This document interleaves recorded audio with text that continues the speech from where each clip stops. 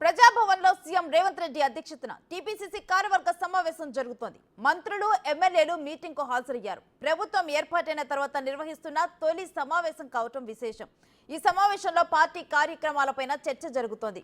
ప్రభుత్వ కార్యక్రమాలను ప్రజల్లోకి తీసుకువెళ్లటంపై ప్రధానంగా దృష్టి సారించారు. అలాగే రుణమాఫీ సంబరాలను పార్టీ పరంగా ఎలా చేయాలో దిశానిర్దేశం చేయనున్నారు సీఎం రేవంత్. అంతేకాదు రానున్న స్థానిక సంస్థల ఎన్నికలపై పెండింగ్ లో ఉన్న నామినేటెడ్ పదవులు, కార్పొరేషన్ చైర్మన్ల అంశంపై చర్చ జరుగుతున్నట్లు సమాచారం.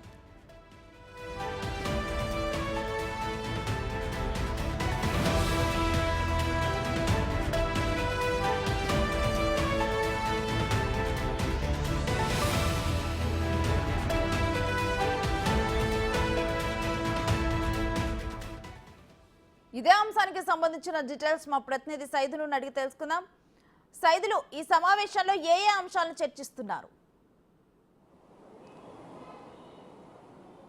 ఎన్ఎస్సీ ప్రజాభవన్లో టీపీసీసీ కార్యవర్గ సమావేశం కొనసాగుతూనే ఉంది. ప్రస్తుతం అయితే సీఎం రేవంత్ రెడ్డి వచ్చినటువంటి మంత్రులను, ఎమ్మెల్యేలను, నాయకులను, కార్యకర్తలను ఉద్దేశించి మాట్లాడుతున్నారు. ఇప్పటికే డిప్యూటీ సీఎం బట్టి విక్రమార్క కూడా మాట్లాడడం అయిపోయింది. సో ఇక సీఎం రేవంత్ రెడ్డి వారిని ఉద్దేశించి మాట్లాడుతున్నారు. అయితే సీఎం రేవంత్ రెడ్డి కొన్ని కీలకమైన వ్యాఖ్యలు కూడా చేయడం జరిగింది. ముఖ్యంగా రైతు రుణమాఫీకి సంబంధించి ఇప్పుడు ఉన్నటువంటి ప్రతిపక్ష పార్టీ బీఆర్ఎస్ పార్టీ అది సాధ్యం కాదు అని చెప్పేసి కూడా నాపై సవాల్ ఇచ్చారు. కానీ నేను రూపాయి పోగు చేసి ఇవాళ రైతు రుణమాఫీకి సంబంధించి సాధ్యమయ్యేలా నేను కృషి చేశాం కాబట్టి సో ఖచ్చితంగా రేపు మధ్యాహ్నం 4 గంటల కల్లా ఇటు రైతుల ఖాతాల్లో ₹1,00,000 వరకు జమ కాబోతుంది కాబట్టి సో ఇక పెద్ద ఎత్తున రైతులందరూ కూడా సంబరాలకు సంబరాలు చేసుకోబోతున్నారు. దాంట్లో ఖచ్చితంగా ఇటు స్థానికంగా ఉన్నటువంటి ఎమ్మెల్యేలు కానీ, నాయకులు, కార్యకర్తలందరూ కూడా పెద్ద ఎత్తున పాల్గొనాలని చెప్పేసి కూడా ఒక దిశానిర్దేశం అయితే ఇప్పుడు ఉన్నటువంటి మంత్రులందరికీ, ఎమ్మెల్యేలకి, నాయకులకి, కార్యకర్తలకు సీఎం రేవంత్ రెడ్డి అయితే ప్రస్తుతం ప్రజాభవన్లో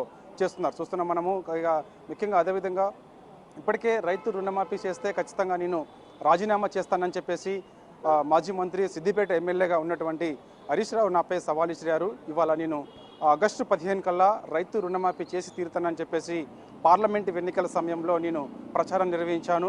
ఎన్నికల సందర్భం కాబట్టి ఎన్నికల ఓట్ల కోసమే సీఎం రేవంత్ రెడ్డి ఇలా వ్యాఖ్యలు చేస్తున్నారని చెప్పేసి హరీష్ రావు నాపై కొన్ని కీలకమైన వ్యాఖ్యలు చేశారు. కానీ ఆగస్టు 15 కంటే ముందే నేను రైతు రుణమాఫీ చేసి చూపించానని చెప్పేసి కూడా తను చెప్తున్న పరిస్థితి కనిపిస్తుంది. సో ఇక హరీష్ రావు సవాల్కి సిద్ధమా అని చెప్పేసి కూడా ఇక రేవంత్ రెడ్డి కూడా ఇప్పుడు ఉన్నటువంటి మంత్రులని, ఎమ్మెల్యేలని, నాయకులను ఉద్దేశించి కూడా లోపల మాట్లాడినట్టుగా కూడా మనకైతే సమాచారం అయితే వస్తుంది. సో ఇక ఆగస్టు 15 కంటే ముందే ఆల్రెడీ రైతు రుణమాఫీ చేశాం కాబట్టి సో ఇంకా రానున్న స్థానిక సంస్థల ఎన్నికలు కూడా దగ్గరలో ఉన్నాయి కాబట్టి సో ప్రతి ఒక్క బూత్ లెవెల్లో ప్రతి కార్యకర్తకు కూడా మనం చెప్పాల్సిన అవసరం ఉంటుందని చెప్పేసి ఇప్పటికే డిప్యూటీ సీఎం చెప్పడం జరిగింది. అదేవిధంగా సీఎం రేవంత్ రెడ్డి కూడా చెప్తున్న పరిస్థితి కనిపిస్తుంది. ఇంకా లోపల ప్రజాభవన్లో సమావేశం కొనసాగుతూనే ఉంది. సీఎం రేవంత్ రెడ్డి ఇంకా మాట్లాడుతున్నారు. ఖచ్చితంగా స్థానిక సంస్థల్లో ఎన్నికల్లో ఖచ్చితంగా ప్రతి గ్రామాన కాంగ్రెస్ పార్టీ జెండా ఎగిరి తీరాల్సిందని చెప్పేసి కూడా చెప్తున్నారు.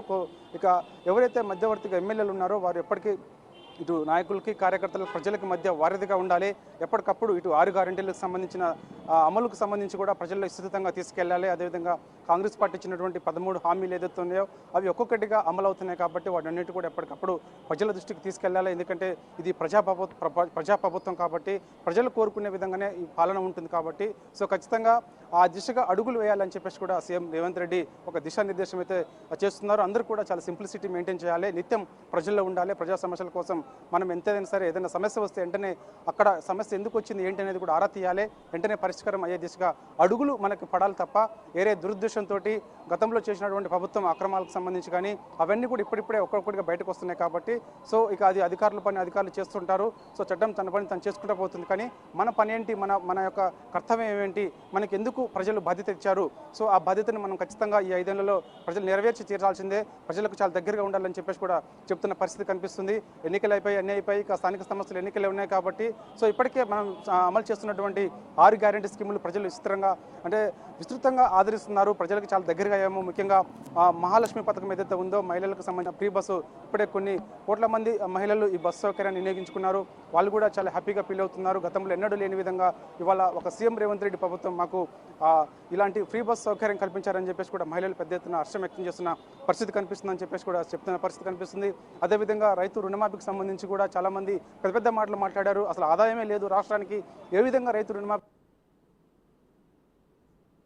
ఖచ్చితంగా చేసి తీరుతామని చెప్పేసి కూడా పార్లమెంట్ ఎన్నికల సమయంలో చెప్పడం జరిగింది. సో అది ఇప్పుడు చేసి తీరుతున్నాము, 50 లక్షల రూపాయలు రైతుల అకౌంట్ లో జమ చేయబడుతుందని చెప్పేసి కూడా చెప్తున్న పరిస్థితి కనిపిస్తుంది. ఇక దాంతో పాటుగా దాంతో పాటుగా కాంగ్రెస్ మనం చేయాల్సిన పని ఏంటి అంటే ఉదాహరణ అంటే ఇప్పుడు ఉన్నటువంటి ఎన్నికలే కాదు, ఖచ్చితంగా ప్రజలకు సంబంధించిన ఇంకా ఎలాంటి మనము ప్రభుత్వం మీద వాళ్ళకి ఏ విధంగా నమ్మకం పెట్టుకున్నారో ఆ నమ్మకాన్ని వమ్ము చేయకుండా ఖచ్చితంగా ఇటు ప్రభుత్వ పాలన ఏ విధంగా ఉంటుందనేది మనం చూపించాం. కాబట్టి ఇప్పటికే ప్రజా దర్బార్ నిర్వహించాం, ప్రజా దర్బార్ ద్వారా అనేక సమస్యలను గుర్తించాం, ఒక్కొక్క సమస్యని పరిష్కరించి ముందుకు వెళ్తున్నాము. అదేవిధంగా ముఖ్యంగా చూస్తే గ్రేటర్ హైదరాబాద్ పరిధిలో కూడా హైదరాబాద్ని విస్తృతంగా అభివృద్ధి చేయాలనుకుంటున్నాం. ముఖ్యంగా మహేశ్వరం నియోజకవర్గాన్ని మరో న్యూయార్క్ తరహాలో అభివృద్ధి చేసేందుకు అడుగులేస్తున్నాం. ముఖ్యంగా అదేవిధంగా మెట్రో సౌకర్యం విస్తరించబోతున్నాం. ముఖ్యంగా హైత్నగర్ వరకు కూడా మెట్రో రవాణా సౌకర్యాన్ని విస్తరించబోతున్నాం. హైత్నగర్ టు ఇటు శంషాబాద్ హిమాయనాశ్రమం వరకు కూడా మెట్రో సౌకర్యం ఉండబోతుంది, దాన్ని కూడా విస్తరించబోతున్నాం. అదేవిధంగా రాయదుర్గం పరిధిలో కూడా మంచి టైమ్ స్క్వేర్ లాంటిది ప్రజలకు ఆహ్లాదకరంగా ఉండేది, పెద్ద ఎత్తున కొన్ని కార్యక్రమాలు ప్రజలు చేసుకునేటట్టుగా అది మధ్యతరగతి కానీ దిగువ కానీ హై ప్రొఫైల్స్ ప్రజలు వీళ్ళు అందరూ కూడా ఎవరైనా సరే టైమ్ స్క్వేర్ దగ్గరకు వచ్చి మంచి ఒక ఆహ్లాదకరమైన వాతావరణంలో ఇటు ఎంజాయ్ చేసుకునేందుకు కూడా టైమ్ స్క్వేర్ కూడా రాయదుర్గం నాలెడ్జ్ సెంటర్లో ఏర్పాటు చేయబోతున్నాం. సో మనకి చేయాల్సిన బాధ్యతలు చాలా ఉన్నాయి. ప్రజలకు మనకి ఒక మంచి ఒక బాధ్యతమైన పదవి కట్టబెట్టారు కాబట్టి ఎట్టి పరిస్థితుల్లో కూడా వమ్ము చేయకూడదు, ఇది ప్రజాపాలన. సో ఖచ్చితంగా మనం ప్రజలకు దగ్గర అయితే ఖచ్చితంగా మనం మరో 10 ఏళ్ల పాటు కూడా అధికారంలో ఉంటాం. ప్రజల్ని మనం ఖచ్చితంగా ఆదరిస్తారు. ఇప్పటికే ప్రతిపక్షాలు కూడా సవాల్ చేసినారు, ఎవరు కూడా సవాల్కి కట్టుబడి లేరు. ఉదాహరణకి హరీష్ రావు అప్పుడు రాజీనామా చేస్తే ఖచ్చితంగా నేను రాజీనామా అంటే రుణమాఫీ అమలు చేస్తే రాజీనామా చేస్తా అని చెప్పేసి కూడా సవాల్ ఇచ్చారు. కానీ వెంటనే ఆయన సవాల్ కట్టుబడి లేకుండా 6 గ్యారెంటీలు 13 హామీలు ఇవన్నీ కూడా 100 రోజుల్లో చేస్తేనే నేను రాజీనామా చేస్తానని చెప్పాను సంగారెడ్డిలో. కానీ నేను ఈ విధంగా మాట్లాడలేదు అని చెప్పేసి కూడా తను తప్పించుకున్నారు.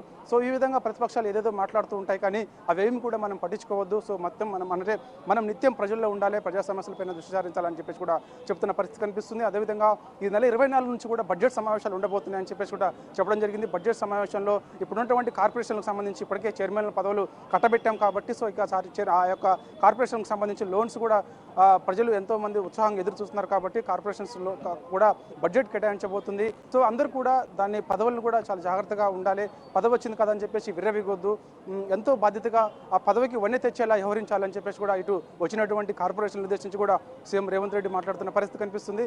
ఇక మంత్రులు ముఖ్యంగా ఆయా నియోజకవర్గ మంత్రులు కానీ ఇన్ఛార్జ్ మంత్రులు కానీ ఎప్పటికప్పుడు ఏ సమస్య వచ్చినా వెంటనే ప్రజల ద్వారాగా మనకు తెలిసినా లేకపోతే ఇటు మాధ్యమాల ద్వారాగా ప్రసార మాధ్యమాల ద్వారాగా ఏదైనా సమస్య వచ్చినా కూడా వెంటనే ఇటు మంత్రులు కూడా స్పందిస్తున్నారు.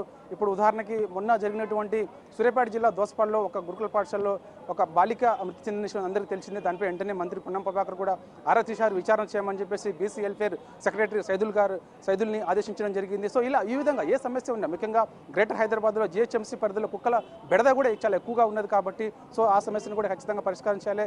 ఈరోజు జరిగినటువంటి ఘటన ఏదైతే ఉందో చిన్న బాలుడిని ఇటు కుక్కలు కూడా అది చాలా దారుణ నాకే కంటతడ అనిపించింది. చాలా దారుణంగా చిన్నపిల్లల్ని కుక్కలు లాక్కెళ్ళి చంపేసిన ఘటన కూడా కలిసి వేసిందని చెప్పేసి కూడా ఈ సీఎం రేవంత్ రెడ్డి దిగ్భ్రాంతి వ్యక్తం చేసిన పరిస్థితి కనిపిస్తుంది. సో అలాంటి ఘటనలు మరోసారి చోటు చేసుకోకుండా జిహెచ్ఎంసీ కూడా చాలా ఏ విధంగా మనము ఇలాంటి ఘటనలు చోటు చేసుకోకుండా ఉండాలంటే ఎలా ముందుకెళ్లాలనే దానిపై కూడా ఇటు ఎమ్మెల్యేలను కానీ ఇన్ఛార్జ్ మంత్రులతో కానీ ఉన్నటువంటి నాయకులు కార్యకర్తలతో కూడా వాళ్ళు దిశానిర్దేశం చేయబోతున్నారు. సో ఇంకా కాసేపట్లో కూడా ఈ టీపీసీసీ కార్యవర్గ సమావేశం ముగిసే అవకాశం అయితే కనిపిస్తుంది.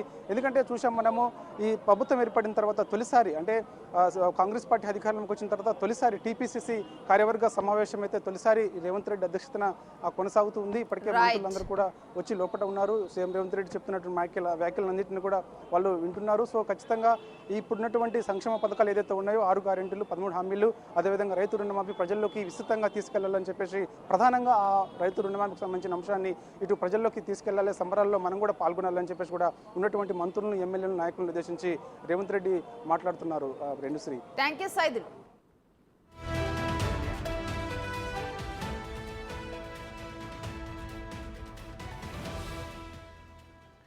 ఇదే అంశానికి సంబంధించి మరిన్ని డీటెయిల్స్ మా అసోసియేట్ ఇన్పుట్ ఎడిటర్ నగేష్ అందిస్తారు.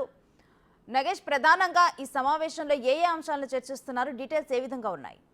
ఖచ్చితంగా రుణమాఫీకి సంబంధించి రేపు సాయంత్రం పూట ఏదైతే ఆ రుణమాఫీ ₹1,00,000 చెల్లిస్తామని చెప్పి రేవంత్ రెడ్డి సీఎం చెప్పాడో అదే అంశం పైన ప్రస్తుతం సీరియస్ గా సమావేశం కొనసాగుతుంది. రేవంత్ రెడ్డి కూడా కొన్ని కీలక విషయాలు వెల్లడించాడు. ఆగస్టు 15 లోపు రుణమాఫీ చేస్తామని చెప్పాము. చెప్పిన దానికంటే ముందే రుణమాఫీ చేస్తున్నామని చెప్పి కూడా సమావేశంలో చెప్పారు. రుణమాఫీ చేస్తే రాజీనామా చేస్తానని చెప్పి బీఆర్ఎస్ ఎమ్మెల్యే హరీష్ రావు చెప్పాడు.